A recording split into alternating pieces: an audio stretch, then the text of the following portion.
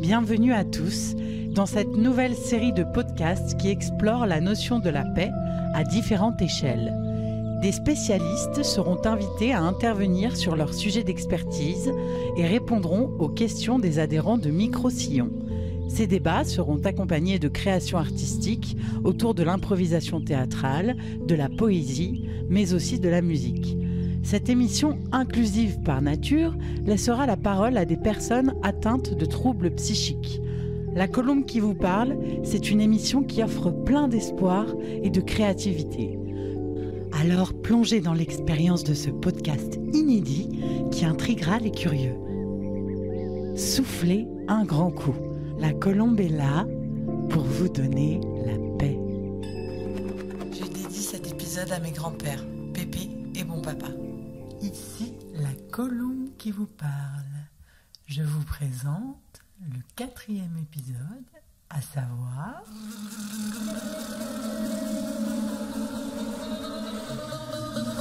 La paix à l'école. Bonne écoute. Très bien.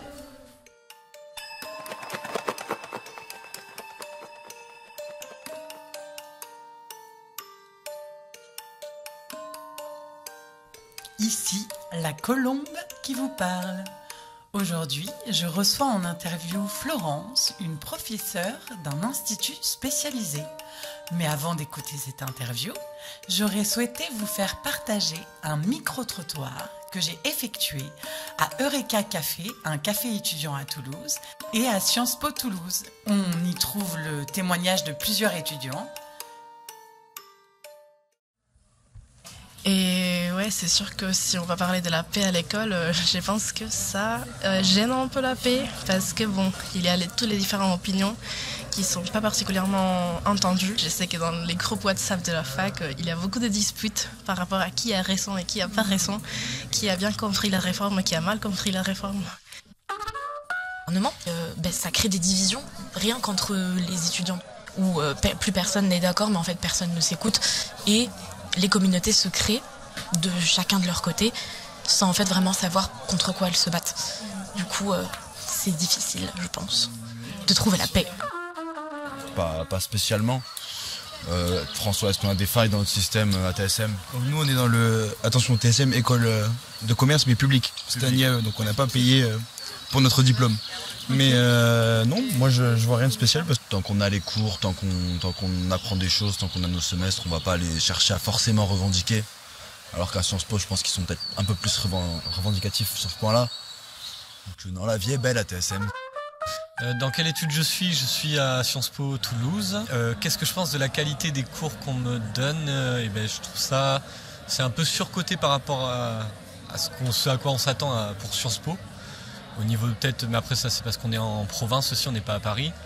Mais au niveau des nombres de personnel et de gens dans les classes, ça c'est très bien parce qu'on est dans un petit groupe. Il y a certaines réformes avec lesquelles je suis plutôt d'accord, notamment celle sur les classes préparatoires, parce que je trouve que ce serait triste même s'il y a de moins en moins d'attrait, il faudrait peut-être plus donner de l'attrait plutôt que de juste fermer les classes. Et je crois que justement il essaie d'en garder ouvertes, notamment les parisiennes.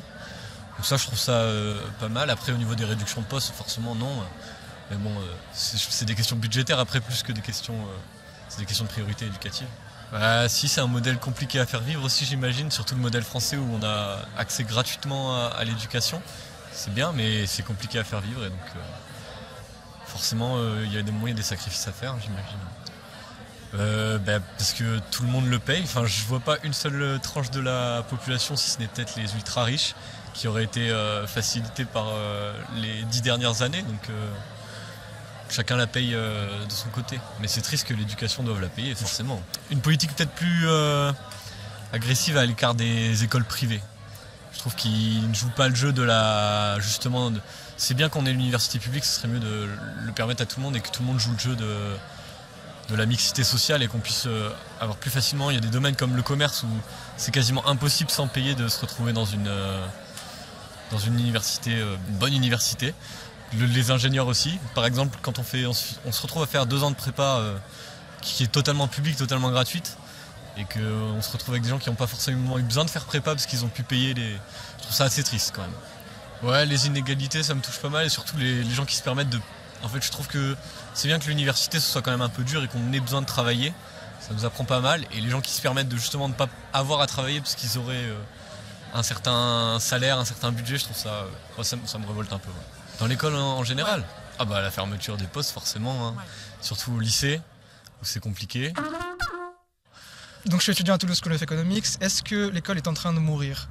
Je pense pas vraiment, parce qu'il y a de plus en plus de gens qui quand même valorisent l'éducation, qui est importante. Moi je dirais que non, c'est pas par rapport aux moyens, c'est plus par rapport à comment les... Enfin dans mon cas, à moi, dans ma faculté à moi, ça serait plus comment les professeurs voient l'éducation et comment les élèves voient l'éducation. On n'a pas du tout la même vision de l'éducation. On va avoir un enseignement qui est pas du tout en accord avec ce que les étudiants attendent en fait. Même les syndicats étudiants parfois n'arrivent pas à pousser la chose sur certaines réformes qu'on voudrait, quoi. Quand on a une charge de travail très importante, je pense que c'est plus intéressant d'avoir un certain lien entre les professeurs et on a l'impression qu'ils se parlent pas du tout et qu'ils vont pas écouter. Enfin, je me souviens beaucoup de mon entrée au collège où j'ai vu quand même beaucoup de violence, les grands. Enfin voilà, tout ça, ça m'a beaucoup touché. Et puis bon, il y avait peut-être un peu ce truc, mais bon voilà, quand même, entrée du collège, sans que ce soit vraiment du harcèlement, on sent que on est un peu vulnérable face à toute cette violence si on ne devient pas soi-même un peu violent, quoi, envers les autres. Dans mon cas à moi, je pense que ça a été un peu fait. Je me souviens que justement cette année de 6e, et ben en fait on avait beaucoup travaillé sur le thème du harcèlement, notamment en français. On avait des profs très cool qui en parlaient et moi ça a carrément contribué, je pense, à faire en sorte qu'il y ait moins de cas ou que ce soit moins grave ou en tout cas que ce soit moins pire, ça c'est sûr. Je pense que c'est un peu compliqué pour l'éducation nationale d'avoir les yeux partout. C'est des trucs qui se passent dans les cours de récré, dans les couloirs, quand il n'y a pas d'adultes. Ouais. Souvent, c'est mal interprété. Donc, en fait, je pense que c'est très compliqué de le combattre. Voilà. Il faut des humains, en tout cas, qui soient là et qui soient empathiques, qui regardent et qui comprennent. On est dans des salles, on est 40, 50 par salle. Donc, c'est vrai que s'il y avait plus de professeurs, on pourrait faire plus de groupes et donc avoir... un rapport un peu plus, pas privilégié, mais poser plus facilement les questions, avoir plus facilement des réponses. Alors bonjour Florence, donc on va se tutoyer parce qu'on se connaît un petit peu. Donc tu es enseignante dans le spécialisé sur un institut médico-social. Alors est-ce que tu pourrais, pour nos auditeurs, un peu préciser ton rôle au sein de cet institut ? Bonjour à tous. Moi, cette année, je suis positionnée sur un ITEP, donc c'est un institut thérapeutique, éducatif et pédagogique. Je travaille sur un collège, dans une unité d'enseignement externalisé, donc je reçois des élèves qui ont été déscolarisés pendant un temps plus ou moins long et pour lesquels on propose une scolarité partagée. Pour qu'ils puissent remettre un pied dans l'école, et là, en l'occurrence, au collège.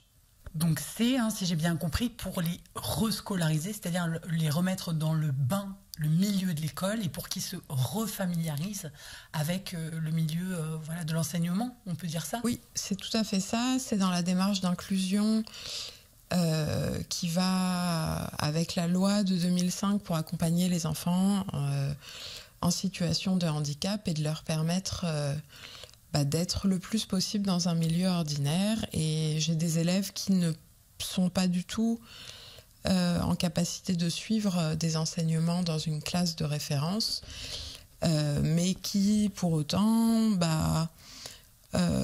pour qui c'est en tout cas important de pouvoir avoir des temps de socialisation dans un établissement scolaire ordinaire, plutôt que d'être dans un établissement médical où ils ne côtoient que des enfants qui ont un profil similaire au leur. Là, ça leur permet d'aller sur des temps de récréation, d'aller partager des temps à la cantine avec des enfants de leur âge. Et c'est vraiment la dynamique qu'on essaye d'impulser et qui va justement avec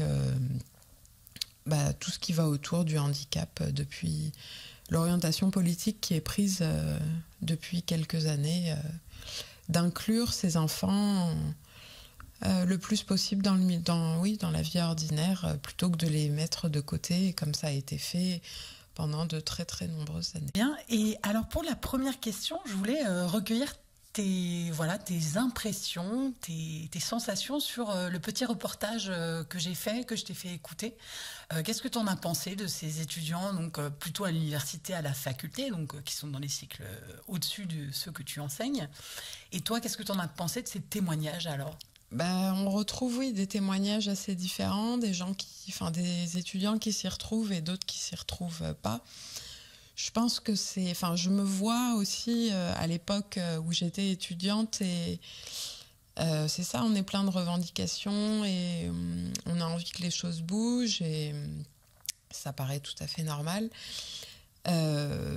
Maintenant, moi, j'ai le recul d'être dans le milieu du travail, dans l'enseignement, et je vois qu'on est confronté à plein de contraintes et c'est vrai que c'est difficile. On peut pas avoir un monde parfait et après c'est vachement important de pas rester sur nos acquis et de pouvoir aussi remettre les choses en question. Mais oui, je pense qu'il faut aussi, c'est ça, on est obligé de fonctionner avec ce qu'on a et tout en restant critique sur ce qu'on nous donne et ce qu'on nous propose. Mais ce qui est important pour moi, c'est de pouvoir faire avancer mes élèves et de garder ça en tête et de pas non plus me laisser complètement parasiter par toutes ces revendications, parce que je sais aussi que dans tous les cas, je peux pas y faire grand chose, en tout cas de mon point de vue, et je trouve ça important de me concentrer sur mes élèves, et c'est déjà beaucoup. Ça me prend beaucoup de temps et c'est là-dessus que j'ai décidé de me concentrer et je trouve ça très important. Et alors justement, tu dis vouloir aider tes élèves, et j'en suis témoin, tu le fais très bien, mais comment faire pour aider ces élèves ? Moi, je voulais te poser une autre question, c'est est-ce qu'une personnalisation des besoins des élèves serait possible ? J'entends par là, est-ce que ce serait possible de cibler plus les besoins des élèves et de les mettre au centre des préoccupations éducatives ? C'est-à-dire de privilégier un peu les besoins individuels à la façon dont l'éducation nationale modèlerait en gros ses élèves, quoi. Est-ce qu'on pourrait espérer un jour, est-ce que c'est possible d'avoir des moyens plus privilégiés et surtout personnels à l'élève pour qu'il puisse s'épanouir avec ses besoins, ses envies, ses rêves, pourquoi pas ?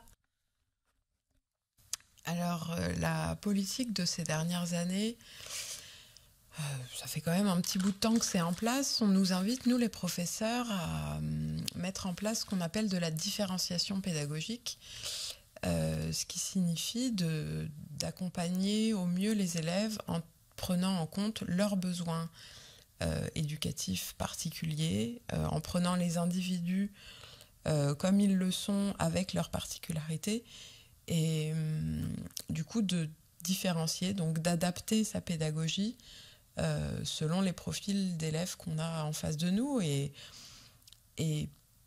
on n'est plus dans une logique que tout le monde fasse la même chose. Ça, c'est vraiment quelque chose qu'on est censé mettre en place. Il y a des enseignants qui sont enseignants depuis très très longtemps, pour qui c'est difficile du coup de remettre en question la façon dont ils enseignent depuis des années. Je pense que les professeurs plus jeunes, ça fait partie de leur formation initiale, c'est comme ça qu'on leur apprend à travailler, donc c'est beaucoup plus facile pour eux et évident de prendre en compte les besoins de chacun. Maintenant, une éducation personnalisée, oui, mais ça a quand même ses limites, puisque les classes sont surchargées. Ça, c'est quelque chose qui est dit aussi par... moi, du coup, j'enseigne je suis enseignante du premier degré, je suis dans le second degré cette année, mais donc je suis pas en école primaire, je suis au collège cette année. Là, les étudiants qu'on a entendus, eux, du coup, ce sont des étudiants universitaires. Donc, ils parlent d'effectifs effectivement énormes. Moi, j'enseigne encore à des enfants qui sont dans le cadre de la scolarité obligatoire. Et c'est vrai qu'on se retrouve déjà avec des classes qui sont quand même assez surchargées.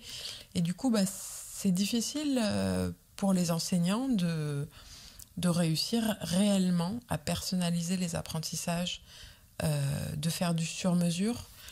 Cette année, pour la première fois, moi, j'enseigne en ITEP. Je peux me le permettre de faire vraiment des parcours sur mesure, individualisés, avec des emplois du temps différents pour chacun des élèves dont je suis référente, parce que je n'en ai que 7 à suivre, alors qu'en classe ordinaire, ou encore j'étais en SECPA l'année dernière, on a des classes à 18, c'est pas possible ou alors on fait que ça, et dans ces cas-là on prend plus de plaisir puisqu'on ne fait strictement que ça. Et je pense qu'il faut s'accorder des moments de répit aussi en tant qu'individu, indépendamment de son travail. Et du coup, oui, ce serait possible, mais on va encore en revenir aux mêmes problématiques si on avait plus de moyens. Il y a des modèles... on n'est quand même pas le meilleur modèle, le modèle français. Il y a des modèles dans d'autres pays qui fonctionnent où il y a de bien meilleurs résultats parce qu'il y a beaucoup plus de moyens qui sont mis dans l'éducation. Après, l'éducation reste gratuite et c'est une très très grosse part du budget de l'État. Mais on pourrait encore faire mieux. Je pense à des pays, j'en discutais avec un collègue là récemment, des pays comme la Suisse où les élèves sont moitié moins par classe. Et là, c'est évident qu'on peut répondre davantage à leurs besoins particuliers et que c'est plus gérable. Maintenant, encore une fois, on compose avec ce qu'on a et tant qu'on a à cœur d'accompagner les élèves, je pense qu'on peut les accompagner du mieux qu'on peut. Et alors, tu nous parlais de différenciation pédagogique. Mais alors, ces outils, c'est lesquels ? Est-ce que tu peux nous citer un ou deux exemples qui mettent en œuvre justement cette attention particulière à l'individu, aux besoins de l'élève selon ses aspirations, ses envies ? Alors, je ne parlerai pas d'aspiration ou d'envie parce que c'est vraiment... Des élèves, par exemple, qui ont une notification de la MDPH, pour lesquels on a fait des évaluations et on a reconnu des besoins éducatifs particuliers. C'est comme ça qu'on appelle ça dans l'éducation nationale. C'est des élèves pour qui on va pouvoir aménager des temps. On sait que qu'ils sont incapables de se concentrer trop longtemps sur une tâche, donc varier les modalités de travail, leur proposer de l'oral, de l'écrit, du travail en groupe, du travail seul, de pouvoir des élèves qui sont dyslexiques, qui sont dysphasiques, on va leur proposer du matériel pédagogique adapté, un ordinateur, pourquoi pas, un outil qui va leur permettre une dictée à l'adulte s'ils ne sont pas scripteurs. Et ça, c'est quand on est dans le milieu du handicap. Quand on est dans le milieu ordinaire et qu'on est quand même censé adapter sa pédagogie pour accompagner les élèves et faire de la différenciation, eh bien là, il va s'agir de leur demander des choses différentes, de ne pas les mettre en échec en fait face à des choses qu'ils ne sont pas capables de faire parce que c'est des choses qu'on a observées, qu'on a évaluées. On sait que pour qu'ils soient en réussite, il va falloir qu'on leur demande de moins lire, qu'on leur demande de faire moins d'exercices, de réduire sinon la difficulté de l'exercice. Mais pour ça, il faut prendre le temps d'observer, d'évaluer et de bien réfléchir à quels sont les besoins des jeunes qu'on a en face de nous. Et sur une classe d'une 30aine d'élèves, on serait censé, dans le meilleur des mondes, proposer 30 parcours différenciés, mais c'est pas possible. Donc on fait au mieux, on les accompagne au mieux, toujours en ayant cet objectif de leur permettre de réussir, d'être en confiance. Et vraiment, moi, je trouve que c'est ça le plus important, de les accompagner pour qu'ils se sentent bien, qu'ils aient envie de venir à l'école, qu'ils aient envie d'apprendre. Alors oui, Florence, une envie d'apprendre qui peut parfois tourner un peu au cauchemar, notamment dans les cas de harcèlement scolaire. Alors je voulais t'en parler également, parce que c'est un sujet auquel tu as pu être témoin aussi.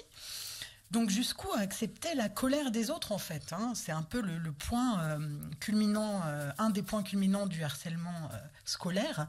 Alors je voulais d'abord commencer par un point chiffre, ce que disent les chiffres.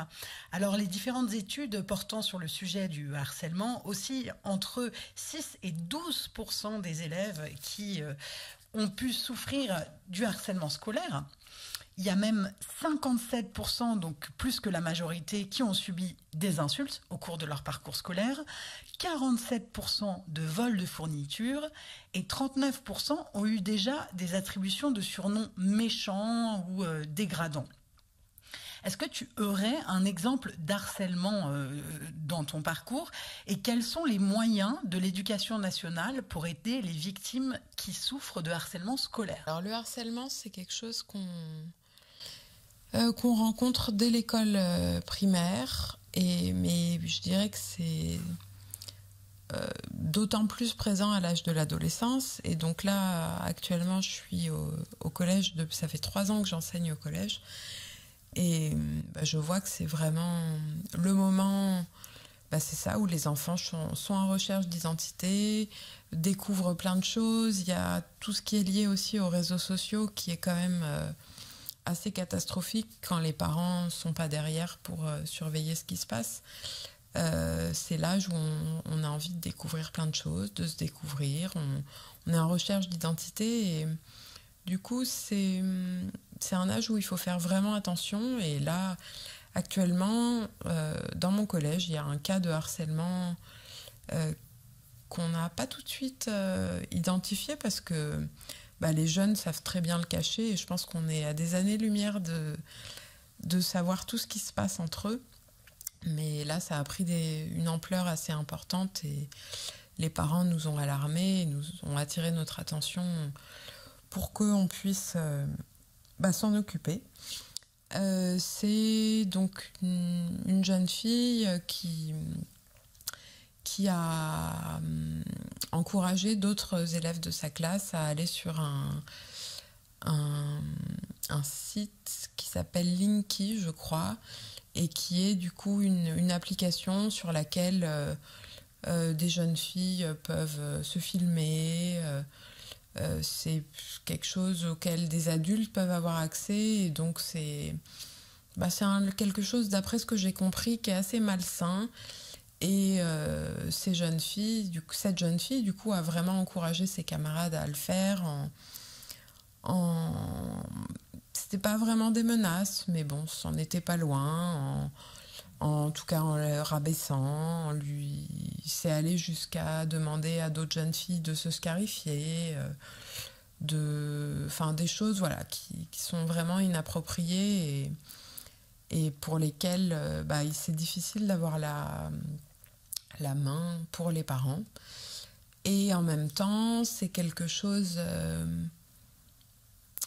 qui, en tout cas là, que je retrouve qui est plus marqué parce que c'est aussi des familles qui sont un peu démunies et qui ont un peu du mal à gérer leurs adolescents, qui sont parfois livrés à eux-mêmes et qui ont envie de faire plein de choses et des parents un peu débordés.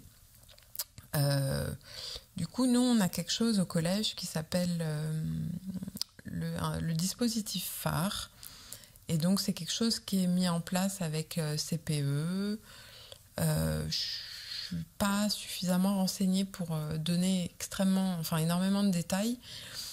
Mais c'est un dispositif, en tout cas, qui est mis en place pour que le harceleur puisse être bien identifié, que les victimes puissent bien parler, se sentent en confiance et qui est vraiment, du coup, quelque chose qui soit mis en place derrière pour les accompagner et pour essayer de leur faire reprendre confiance et Et voilà. Donc c'est un dispositif. Enfin là, en tout cas pour le cas que j'ai cité, c'est quelque chose qui a, je crois, relativement bien marché et qui a fait du bien aux victimes, de se sentir écoutées et sentir que voilà, on prend en compte le fait que c'est un réel problème et que ce soit pas banalisé, malgré le fait que ça puisse être complètement banalisé à d'autres moments, parce que on peut se dire que c'est leur âge, mais non, c'est grave et c'est quelque chose qui, en tout cas, aujourd'hui, en plus de faire de la sensibilisation dans les classes, parce que ça, c'est aussi quelque chose qu'on doit faire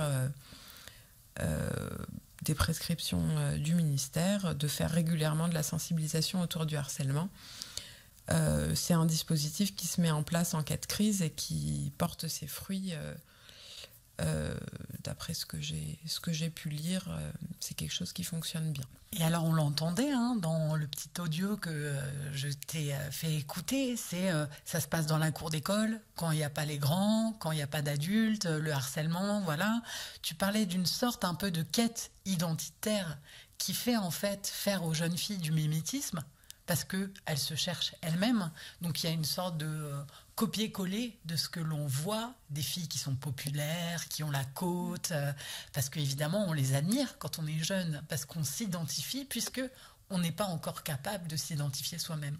Alors au final, est-ce qu'il ne faudrait pas soigner d'abord cette crise identitaire avant de réformer l'école, en apportant des choses, des outils concrets aux enfants pour permettre de savoir qui ils sont et mieux appréhender leur identité, ce qu'ils sont au fond? Alors, je ne sais pas si c'est le rôle de l'éducation nationale de faire ça, du coup, parce que c'est effectivement intéressant, mais je pense qu'on a déjà une mission pédagogique, éducative importante. On partage l'éducation, on est dans un rôle de coéducation avec les parents, mais on ne peut pas... Enfin, ça me paraît difficile aussi de vouloir modeler des jeunes à une image, et ça va avec l'adolescence. L'adolescence, c'est un moment où il se passe des bouleversements hormonaux et je pense qu'on ne peut pas y couper. Enfin, on a tous eu plus ou moins une petite crise d'adolescence étant plus jeune, et ça paraît normal et naturel de passer par ça, et du coup par cette quête identitaire. Après, on a des moyens de prévention à l'école. Ça me paraît aussi hyper important de laisser les jeunes se faire certaines expériences, tant que ça reste raisonnable. Nous, on est là pour justement attirer l'attention des parents quand il y a des dérives, mais ça me paraît plus sain de pouvoir laisser aussi les jeunes quand même se construire, se faire leurs propres expériences, parce que c'est bien beau de leur expliquer, de leur raconter plein de choses. C'est tout à fait normal et naturel de vouloir aussi les vivre par soi-même et d'avoir des expériences. Enfin, moi, si je me revois adolescente, si on m'avait dit faut faire comme ci, comme ça, non, on est dans cette période de rébellion et c'est normal d'essayer, tout en restant raisonnable, d'essayer quand même des petites choses pour se trouver, se construire. Et voilà. Bien, Florence, on arrive à la fin de l'interview, donc je vais te poser la dernière question qui est un peu un résumé de ce qu'on a fait avant. Alors, selon toi, vu ce qu'on a dit lors de cette interview, et même pour aller plus loin, quelles sont tes prévisions pour l'école de demain ? Beaucoup de pédagogies alternatives existent, je pense notamment à Montessori, pour ne pas citer Steiner. Donc comment améliorer l'école dans le futur, et est-ce que ce sera concrètement suffisant ou pas ? Mes prévisions pour l'école de demain. Je ne pourrais pas vraiment me positionner là-dessus, puisque de toute façon, on reste toujours tributaire des injonctions ministérielles et des changements de gouvernement. Et on l'a vu, là, en quelques mois, on a 3 ministres de l'Éducation nationale qui se sont succédés. Et chacun veut y apporter sa pierre à l'édifice. Et du coup, on a les programmes d'enseignement qui changent très régulièrement.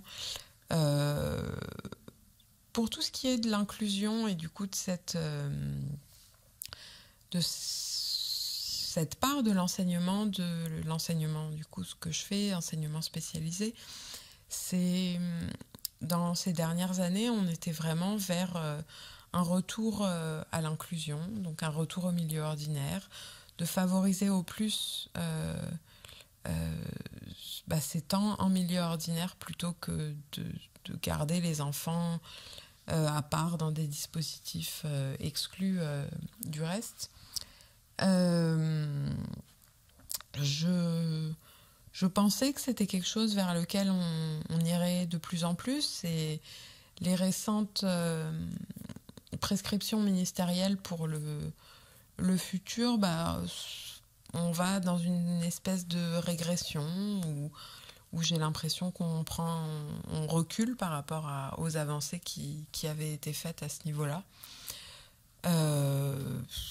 Peut-être que je me trompe et on verra réellement ce qu'on nous demandera de faire. Après, c'est vrai qu'il y a des restrictions budgétaires, on a des fermetures de postes. Moi, personnellement, mon poste l'année prochaine est supprimé, donc on est censé s'occuper d'autant d'élèves, d'autant d'enfants dans l'ITEP dans lequel je travaille en ayant un enseignant de moins. Donc oui, c'est quand même, pour ça on recule, on a moins de moyens. Et je pense que les personnes les enseignants sont quand même toujours mobilisés, ont envie de faire de leur mieux. Et c'est un métier qu'on fait parce qu'on en a envie, c'est pas un métier qu'on fait par dépit, et du coup je pense sincèrement que on va réussir quand même à s'adapter, on va réussir à mettre en place des choses pour que ça se passe le mieux possible, tout en ayant toujours à cœur la meilleure prise en charge pour ces jeunes. Donc là, je parlais spécifiquement du spécialisé, mais dans l'ordinaire, ça reste sensiblement pareil, puisqu'il y a aussi des restrictions budgétaires, il y a moins de moyens, donc il y a moins de professeurs. Les classes sont quand même assez surchargées, et si on part sur une dynamique de faire des classes, des groupes de besoins, des classes de niveau, ça va être un petit peu compliqué, parce que là on favorise l'élite et du coup on est moins dans accompagner tout le monde, et c'est sûr qu'il y a des jeunes qui vont être laissés de côté. Donc ça c'est triste. Dans le meilleur des mondes, l'école du futur serait une école dans laquelle les enfants sont accompagnés réellement en formant aussi mieux les personnels qui les accompagnent, avec une formation qui ne se limite pas à la formation initiale, parce que les formations continues qu'on nous propose, c'est des choses qu'on fait sur un ordinateur. Il y a beaucoup moins de présentiel qu'avant, beaucoup moins d'échanges. Cette année, j'ai la chance de participer à une formation pour me spécialiser, pour passer une certification. Et je vois que c'est ça le plus riche que je ressors de cette formation, c'est tous les échanges que j'ai avec mes collègues et qui ont tous du coup cette envie aussi d'accompagner les élèves du mieux qu'ils peuvent.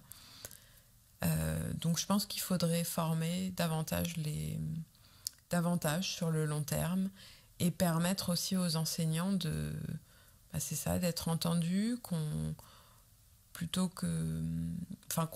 écoute plus ce qui se passe sur le terrain, et qu'on en tire des conclusions, et que ce soit, qu'on soit plus proche du terrain. Je pense que c'est quelque chose qui serait vraiment important pour qu'on puisse accompagner les jeunes, et qu'il y ait aussi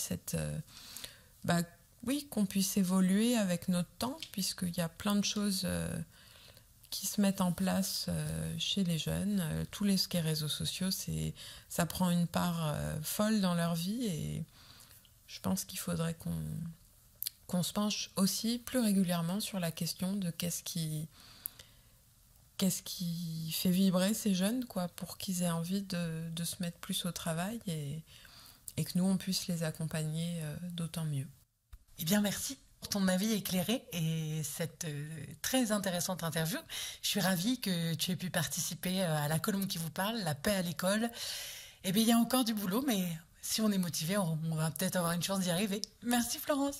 Merci beaucoup Margot, c'était un plaisir de faire cette interview avec toi.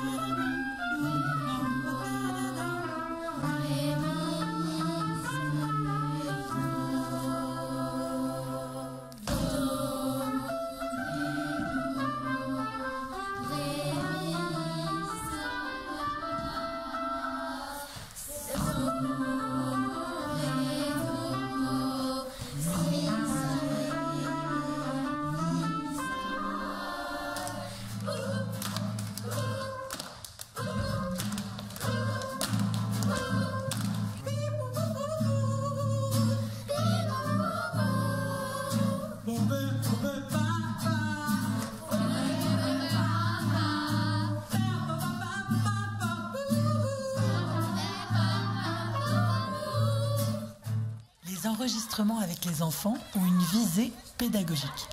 J'ai voulu faire des sortes de mini-débats philosophiques autour de questions par rapport à la paix à l'école. Il est à noter que tout ce que disent les enfants est leur propre point de vue et n'a pas été orienté ou influencé par nos équipes. Bonne écoute. Première thématique avec les enfants, guerre et paix.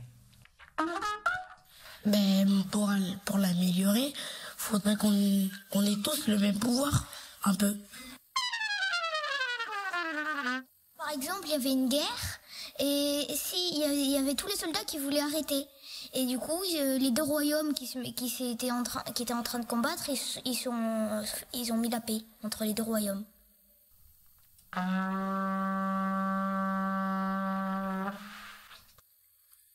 Mais par exemple, en fait, moi je sais que du coup il y a les Ukrainiens ils nous demandent, mais moi je dirais des fois de leur dire sans trop les aider pour pas que nous on se retrouve dans leur histoire, dans leur dispute. Enfin comme à l'école, des fois tu peux essayer de stopper une dispute sans rentrer dedans. Ou alors on pourrait... Parce qu'en même temps, là, ils sont en train de demander à la France de les soutenir à l'Ukraine. Eh oui. Donc, nous aussi, on sera dans la guerre.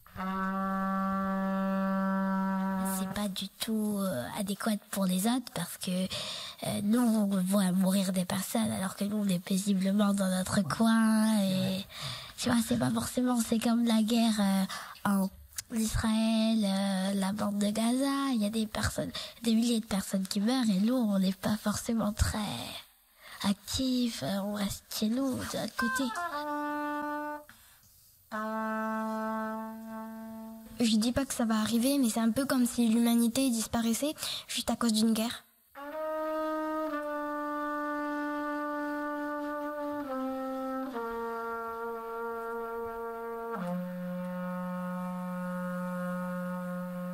Qu'on va finir à faire une troisième guerre mondiale, ça va pas forcément très beau à voir.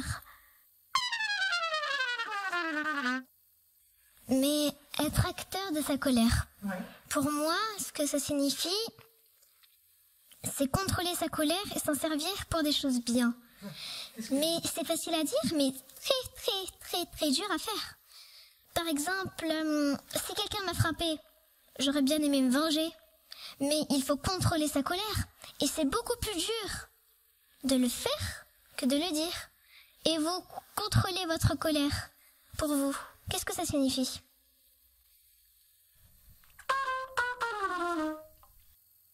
Et donc, si les gens me manquent de respect, c'est leur problème. Moi, je sais qui je suis, tu vois, je relativise comme ça. Ou alors, je vais peut-être pleurer. Moi, tu vois, je pleure. Mais aussi, c'est pas question de, plus fort et tout, c'est aussi de parler comme vous parlez à des jeunes comme nous, comme ça quand on sera plus grand, on comprendra vraiment le monde.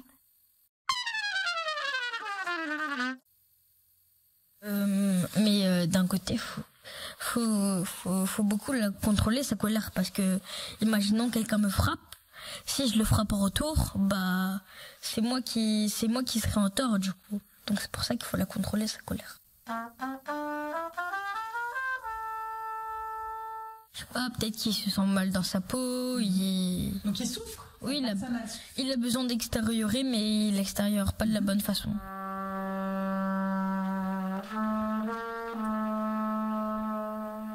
Si quelqu'un me fait du mal, comment je vais réagir?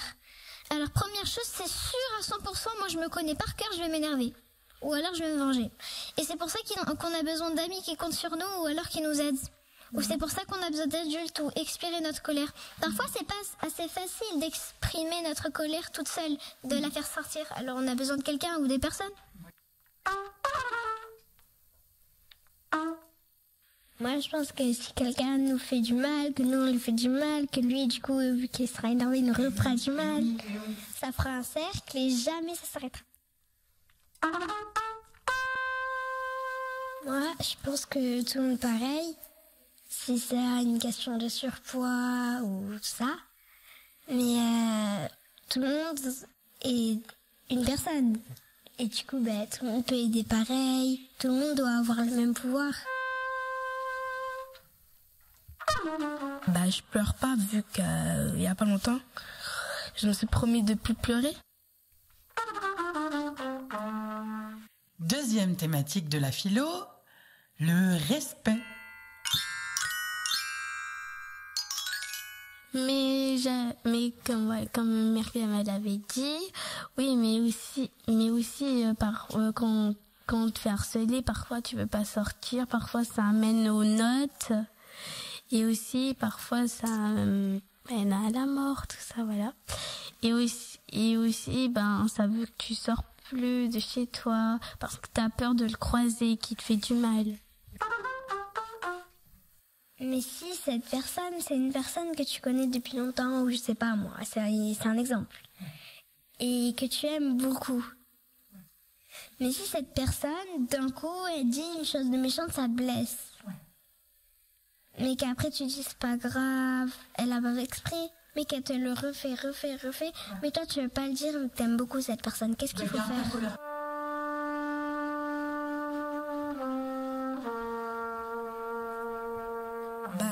Quand quelqu'un te frappe, qui te fait de la violence, que tu le dis à un adulte, l'adulte il règle le problème, mais après qu'il te menace à la sortie par exemple de l'école, et qu'il te menace de si tu le redis, il te fera plus des choses. On fait comment pour régler ça?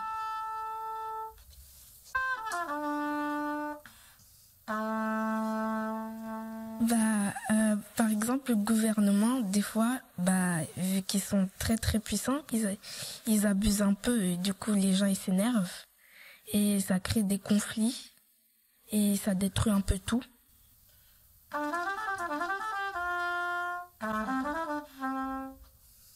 Mais si tu réagis à la violence, ce sera toi qui seras grondé.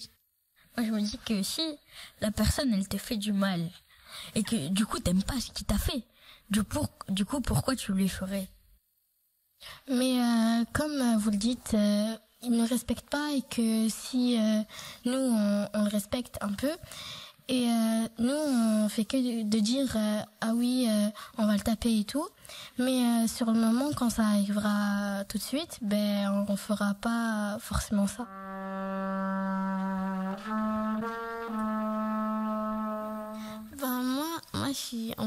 Moi, je suis une fille qui se venge un peu, mais pas beaucoup, hein. Par exemple, un jour on m'a tapé, je l'ai pas tapé, j'attendais le bon moment, quand il savait plus qui m'avait fait ça. Et donc après, je le tape, voilà. Après quoi? Après, je le tape.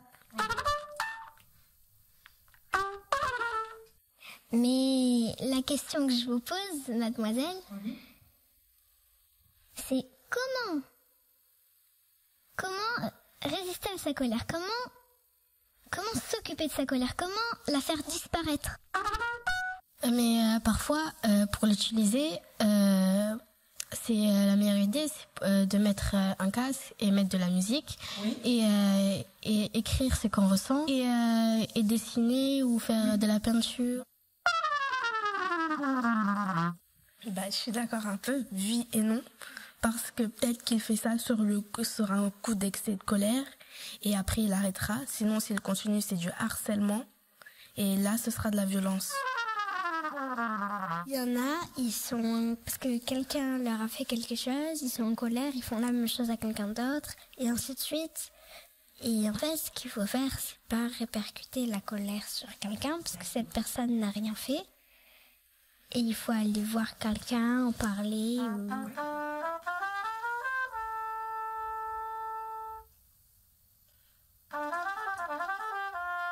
C'est vrai parce que surtout le pouvoir sans respect, ça veut dire qu'on respecte pas les autres et du coup c'est pas sympa et du coup c'est encore plus de la violence parce que ça peut commencer avec une petite dispute et ça peut devenir une guerre.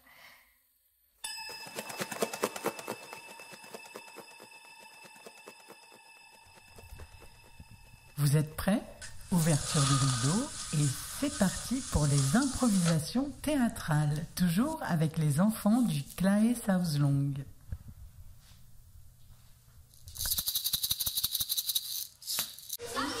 Qu'est-ce qu'il y a? On dirait qu'il y a un peu sérieux. Oui, c'est quoi? Venez, on va voir. C'est quoi ce bruit?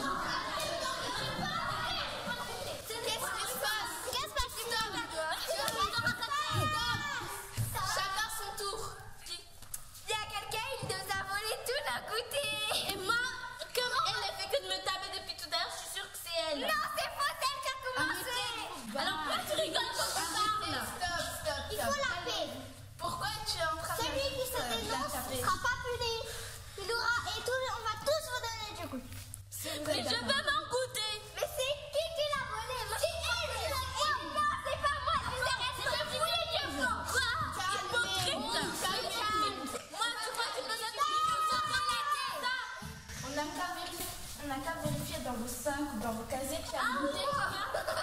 Donne-moi ton sac. Il est parti à la poubelle. C'est bizarre. Tu l'as goûté? Attends. Avant de vous énerver sur elle, pourquoi tu voulais tous les goûter? Parce que j'en ai jamais. Ce sont des grands rats, ils veulent jamais me refouler. Voilà. Pourquoi vous lui donnez jamais de goûter? Mais parce qu'elle nous demande pas. Si, il faut que je te demande. Mais parce que je veux pas. Même si je te donne toute la craque. Chacun se partagera le goûter. Si elle moi, je lui ai déjà donné quelque chose, mais elle a fini par me voler le goûter. Tiens. Bonjour, je suis le directeur de l'école. Tout va bien? Vous avez résolu le problème? Oui, nous avons celle qui a porté plainte. Oui, elle nous a raquetté. Et comme moi, j'ai pas mon goûter, je suis énervée. Bon, écoutez, distribution de double ration de goûter, là. C'est parti. Allez, venez les chercher les goûters.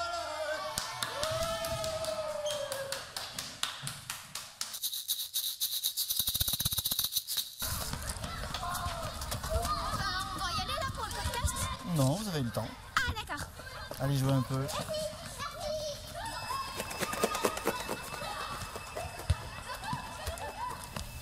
C'était La colombe qui vous parle, le 4e épisode, La paix à l'école. Nous avons appris tout au long de cet épisode que malgré une motivation un peu tombée dans l'oubli des élèves, les élèves ont des besoins. Et ces besoins-là, il faut peut-être les mettre au centre de l'éducation. Cela passe par des réductions dans les classes. Cela passe aussi par des cours adaptés selon les envies des élèves. Mais cela n'est pas toujours facile, surtout quand les postes sont réduits. Alors, il faut se concentrer sur évacuer également la colère pour les enfants. On a appris ça lors du harcèlement scolaire.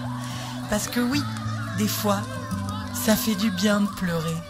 Merci à tous et à toutes pour avoir écouté ce 4e épisode, La paix à l'école. Réalisation, montage, écriture et animation, Margot Vincenti. Mastering et prise son, Cédric. Un grand merci à Florence pour ses idées positives qui font avancer les choses. Merci également à Micro-Sillon et notamment Sylvain Bourg, cette association qui a permis de donner vie à la colombe qui vous parle. Merci aussi à Clémentine Bossuet, avocate, pour son aide. Écriture musicale, le talentueux Rémi à la trompette. Merci à l'amour de ma vie, Mathieu, pour son soutien.